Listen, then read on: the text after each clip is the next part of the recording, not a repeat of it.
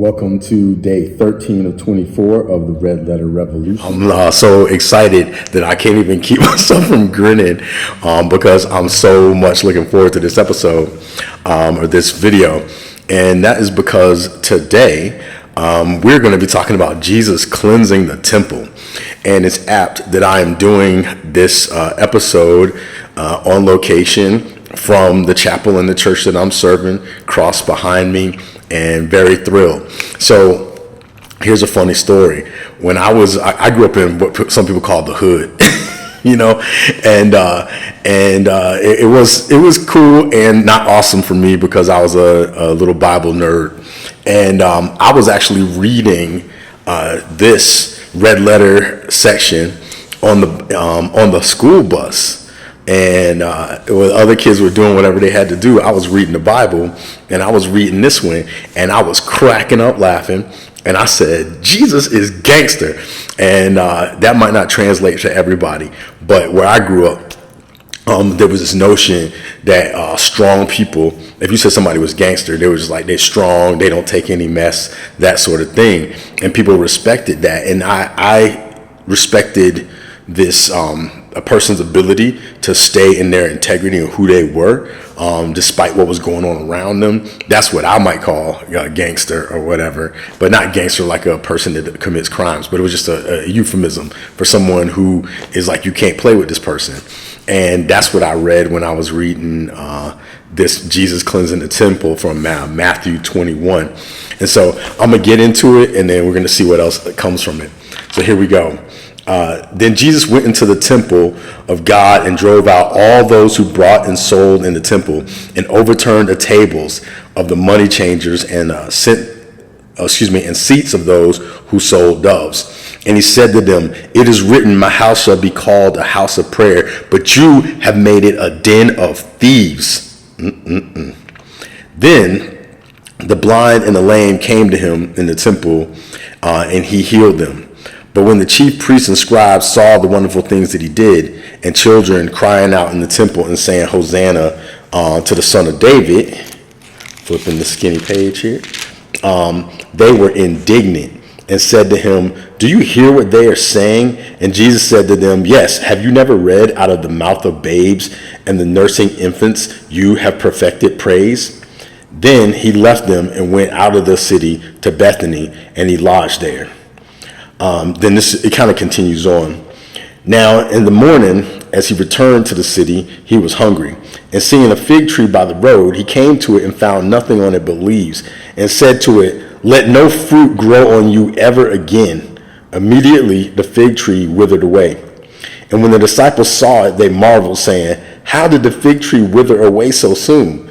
So Jesus answered and said to them, "Assuredly I say to you, if you have faith and do not doubt, you will not only do what was done to the fig tree, but also if you say to this mountain, be removed and be cast into the sea, it will be done.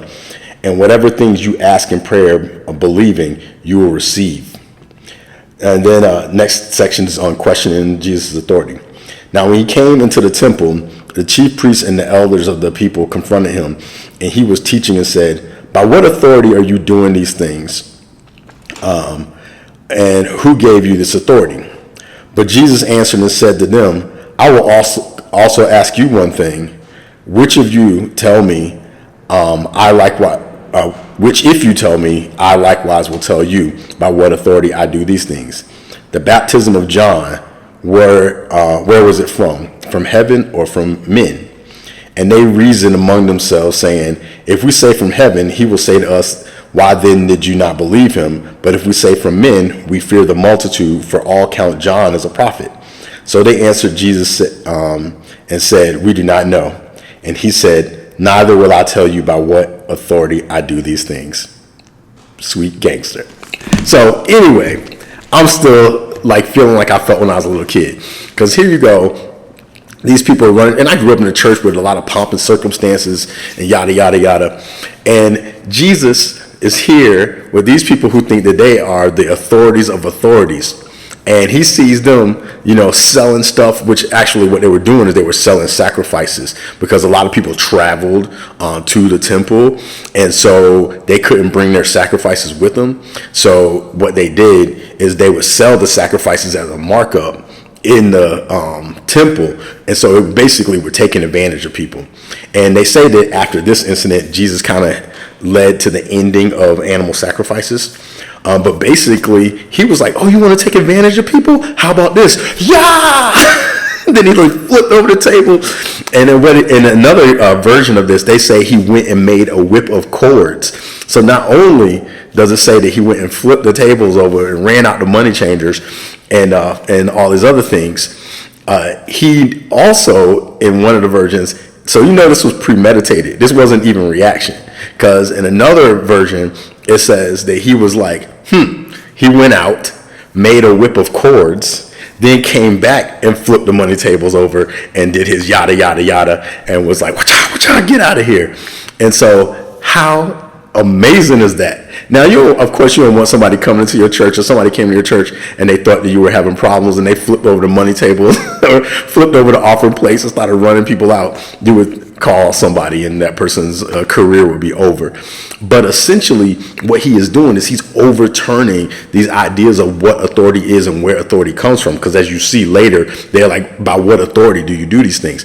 So he was dismantling these constructs of authority, these whatever fake things that people buy into and then mechanically function as this is what a leader does. This is what he broke all those rituals, broke all of those things, and just said, hey man, you are not going to turn this house of prayer, this place that was created so that people could gather in the spirit of love and peace and justice.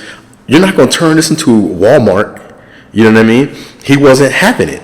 So he flipped it over. He flipped the tables. He ran the people over. And then he started healing, saying, hey, look, and here is what real power and authority comes from this place of love. I'm not going to let you make it something less. And what a lot of people don't understand is I'm going to use the word equity, for example, right? So Jesus came about bringing justice because there was not equity. What justice is a way of bringing things back into equity. So if equity existed and everyone was treated fairly, you wouldn't need a justice system. But you need a justice system for when things go out of equity, and then the justice system brings them back into equity. And then once equity is established again, we can kind of keep going until justice has to be served again. Jesus was serving justice because these people were taking advantage of people who traveled to come to this temple, this holy place, to show that they had a heart for God.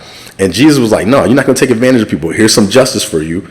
And then he went about and he healed. And then when the people started questioning him, he said, hey, okay, listen, all right, do you want to know what authority I do this stuff on? You tell me this, because I want to see if you are for real or not. I was about to say something else. Where did John's authority come from? Where did his ministry come from? And they knew that when they knew they were playing games. So then they said, we don't know. And you see this all the time in our systems where people, they play both sides of the fence and they try to be manipulative and all these other things. And then you ask them something when they get called out on their mess. They're like, oh no, oh no, oh no. I can't understand. I can't see. I can't tell the difference. All of this stuff. Jesus is like, yes, you can. Don't play with me. That's why I call him gangster. Now, if it feels weird for me to say that in my exuberance and joy, you got to realize where I came from. I came from a place where disadvantage and people trying to use us and manipulate us and turn us against each other and all these other things like that. And I personally needed a voice that was like, hey, this is what's up. This is what's real. This is what's clear. This is what's justice. This is what's equity. And to me, these red letters gave me that standard.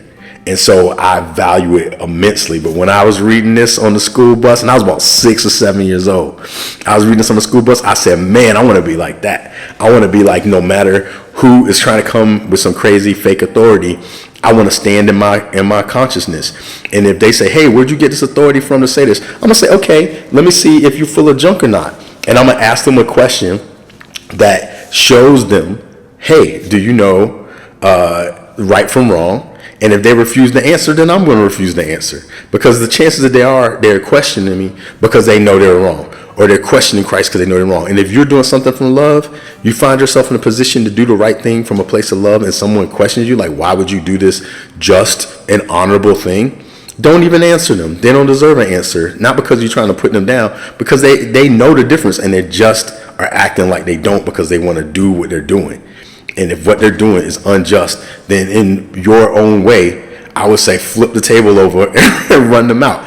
And I'm excited to say this stuff right now, because we're living in a society where some of us need to be able to tell the difference. We need to be able to call it out and live wholly and fully from the truth that we know is true, and not play games and act like we can't tell the difference. So don't be like these Pharisees and Sadducees who fake the funk and act like they can't tell the difference. Be like Christ, because it said that we can have that same mind that Christ Jesus had. So if you are trying to follow Jesus, but you're concerned about getting the approval and the understanding of people who are faking the funk and act like they can't see and act like they don't know, then send them on. Not in a negative way, because maybe they'll become reflective. Anyway, you can tell I'm going over time, because I am looking forward to more people living from their truth, living from what they know is real, not playing games, knowing that they can tell the difference and being a difference. So hopefully this inspires you. Looking forward to day 14. Thanks for being a part of this.